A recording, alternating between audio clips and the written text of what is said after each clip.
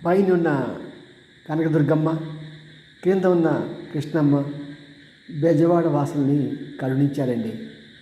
మొత్తానికి వర్షం లేకపోవటం మూలంగా బహుశా ఆ ఎగువ ప్రాంతాల్లో కూడా వర్షాలు ఉండకపోవచ్చు. దానివలన వరద ఉధృతి బాగా తగ్గింది.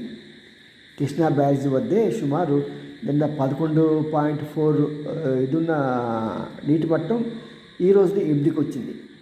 8:30కి. మరి ఇది చాలా ప్రశంసనీయమైన విషయం. ఎందుకంటే మరి నిన్నటి రాత్రి అయితే అసలుకి మనుషులు ఎంతమంది చనిపోతారా అనే భయంలో కూడా ఉన్నాం. ఒకవేళ కనుక ఆ పడవలు వచ్చి ఆ గేట్లు కొట్టేస్తే అది 1-2 గేట్లు కనుక తెగిపోయి ప్రవాహం తెగిపోయి ఉంటే చాలా కష్టమయ్యేది. మొత్తానికి కనకదుర్గమ్మకి, కృష్ణమ్మకి అందరం కూడా మనం వినయంతో దండం పెట్టి మిమ్మల్ని కాపాడినందుకు మేము అంతకి చాలా థ్యాంక్స్ అని చెప్పాల్సిందే.